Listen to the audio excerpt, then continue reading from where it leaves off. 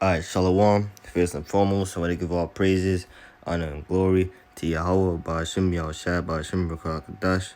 Double honor to the elders and apostles of great millstone who well, and peace and blessings to the elect. Now, as you can see, I've just come across this article, Metro News, and it says taxpayers to face 372, what appears to be billion COVID bill and counting. Because, you know, with all these closures that happen, it's like digging a hole. It's like digging your own grave, because if you got, I studied business, as some of you may know. Like, when you still got these stores opening, like when you have these stores opening on the still open on the high streets, they have stuff like fixed costs that they gotta pay. But if there's no one coming in and spending due to a pandemic, and they're paying rent, they're paying electricity, they're paying different things like that and whatnot, then I'm not 100% sure. As I said, I've not read this article, but there's various different things that could have resulted to this bill, and we know it's all orchestrated, man. But I'm gonna get into this. You can see closing down sale, the similar thing that happened with Debenhams. But usually over here, when there's a store closing down, they'll mark the discount like 80 to 90%, because they're like, everything must go, and if everything's not gone, then it's of no use to them. Because if they still have things and they close the store, then and everything's not gone, if they've not sold everything, then that's seen as a loss. But anyway, Brits will be paying back hundreds of billions of pounds to cover the cost of COVID for decades to come. If the Lord it wasn't gonna come back to shorten the day. And I tell you, man, all kinds of hell. That's why this, the scripture says, if the days were shortened for the elect's sake, then shall no flesh be saved, man. For the elect's sake, they should be shortened. Let me share. Let me try to find that precept.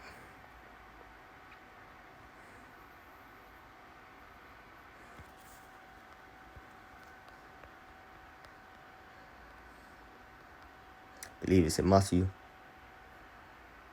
Yeah.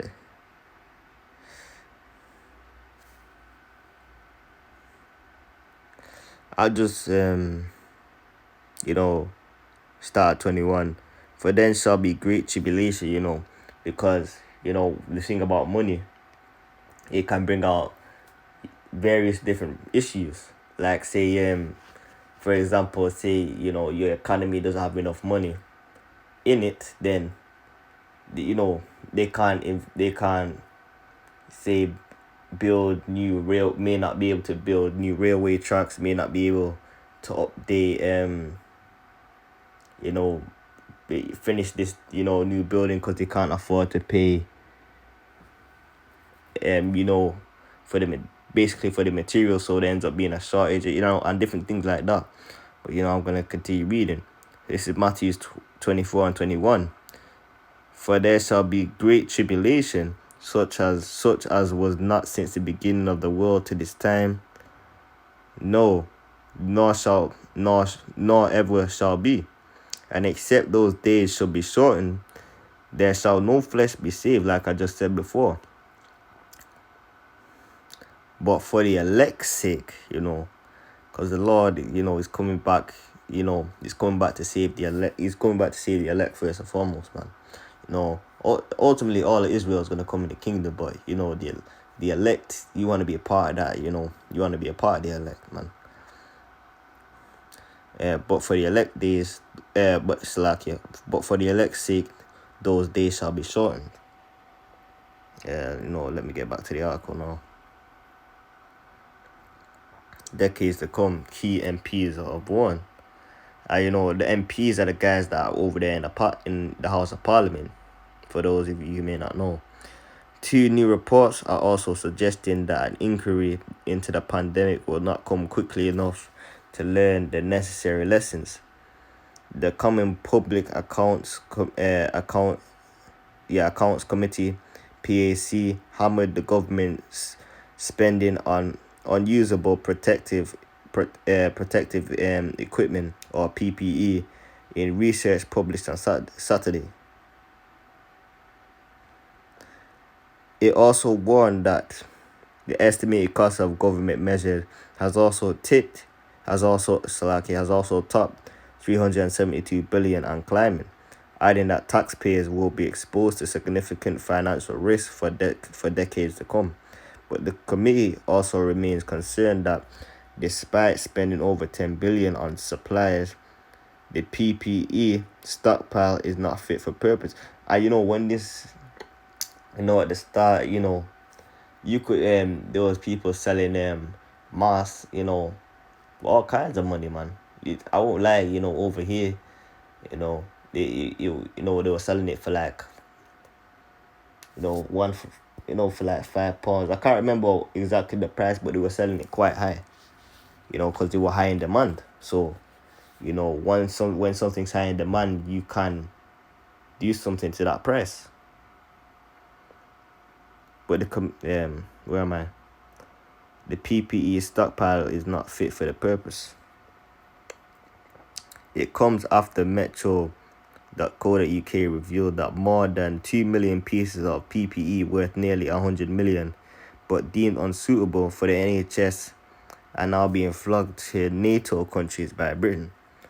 And that's interesting.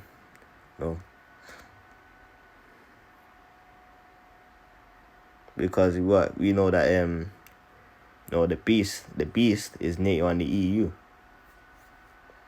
The MP's research suggests that as of May 2021, out of 32 billion items of the PPE ordered by the Department of Health, some 11 billion had been distributed, whilst 12.6 billion are stored in the UK as stock, and some 8.4 billion have still not arrived in the UK. Yeah, I believe I said this earlier. They put up the discounts, and then there's a sign on it that says closing down soon, everything must go. Because they want to get rid of everything. If they have something in the store when the doors close, then it's a loss for them because they didn't make as much money as they could. The PAC raised fears that the stockpile was costing around 6.7 million a week to store, and branded potential waste levels unacceptably high.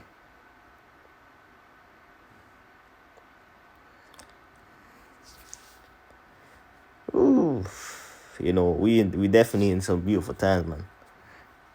They added 2.1 billion items of PPE had already been found unsuitable for use in medical settings, and imagine, so they've paid money for 2.1 billion of these protective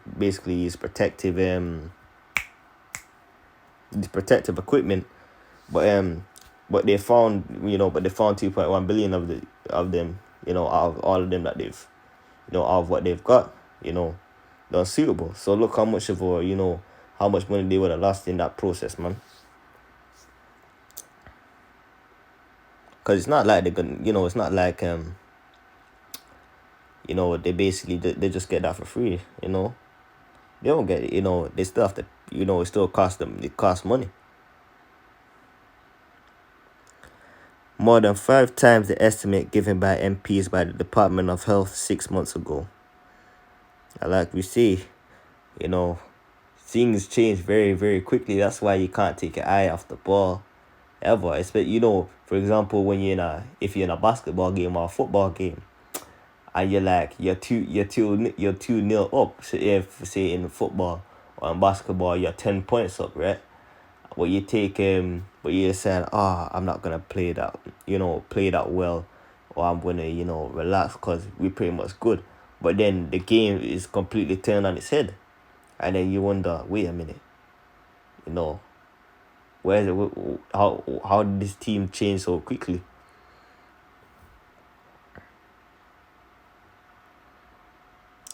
PAC chair Dame Meg Hiller said, with eye-watering sums of money spent on COVID measures so far, the government needs to be clear clear now how this will be managed going forward. And over the period of time, the ongoing risk to the taxpayer will run for 20 years on things like art, cultural recovery, loans, let alone the other new risks that departments across the government must quickly learn to manage. Meanwhile, the report placed further pressure on the government to bring forward a promised public inquiry into the pandemic, which is not expected to start until spring next year.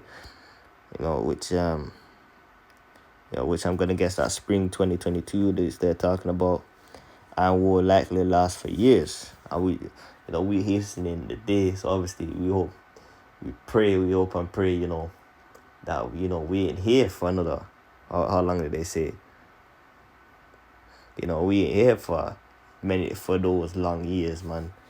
I'm honestly saying it. If not this the year, that that I pray next year be the year.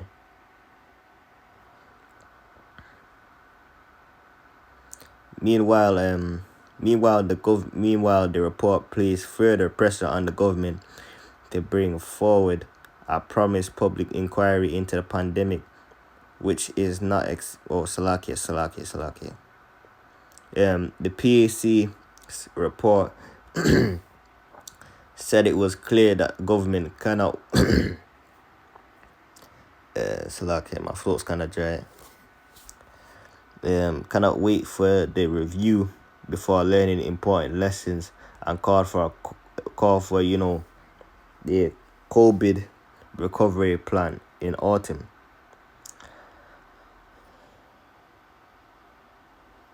Meg said if wind is with us for a long time, the financial hangover could leave future generations with a big headache. I couldn't think of what to say in place of there, in case they strike the video, so I had to think of something else. Labour Deputy Angela Rayner claimed the Labour cross-party report was more evident of the Tories' failure during the pandemic that she says resulted in tens of thousands of avoidable deaths and saw eye-watering sums of taxpayers' money wasted on unsafe PPE and contracts handed out to their mates. I believe I got a precept that comes to mind. I believe it's Job 14 and 15, something like that. Or Job, I believe it's either Job the 13 or the 14th chapter. Forges of lies. Yeah. This is Job 13 and 4. But ye are forges of lies. Ye are all physicians of no value. That's what that's what these people are, man. And Malachi, I believe Malachi, the 2nd chapter. Or is it? Or can I jump down to Malachi 2 and 10?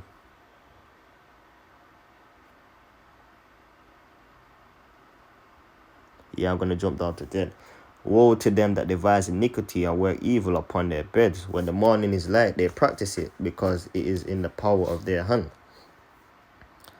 Alright, and this is what we have to do, because, we can't, this ain't our rest. So, we can't, don't be comfortable here. Because the Lord is about to make his appearance soon. Arise ye and depart, for this is not your rest. Because it is polluted, it shall destroy you, even with a sore destruction. We cannot wait for next year for the public inquiry to start. Our ministers cannot kick into the long grass and cover up their failures by refusing to hand over information hidden in personal email accounts she added. So it seems like she's clapping at them. From this article. Miss Rayner Miss Rayner called for the public inquiry to start immediately. A Department of Health spokesperson told Metro.co.uk there are robust processes in place to ensure that government spending always provides value for the taxpayer. You know, these people, you know, these people. I wonder if these people actually believe the lies that they're saying, man. You know, because these are very deceitful, and the thing is, a lot of people have, due to what's happened, they start, people are starting to wake up and see that, all the foolishness and stuff, man. We have worked tirelessly to source life-saving PPE to protect health and care staff, and we have delivered over 12.7 billion items to the front line at record speed. As the National Audit Office has recognized all NHS providers they spoke to were able to get the equipment they need in time. There were shortages of PPE during the earlier stages of the pandemic in the UK. The spokesperson added, "We have established and maintained safety stocks of all wind PPE to ensure an uninterrupted supply of the front line. To date, 2.5 billion items of PPE have been delivered from UK manufacturers with contracts signed for 3.9 billion items with over 30 companies." Yeah, that looks like it's the end of the article. I didn't really have any scriptures come to mind. I'll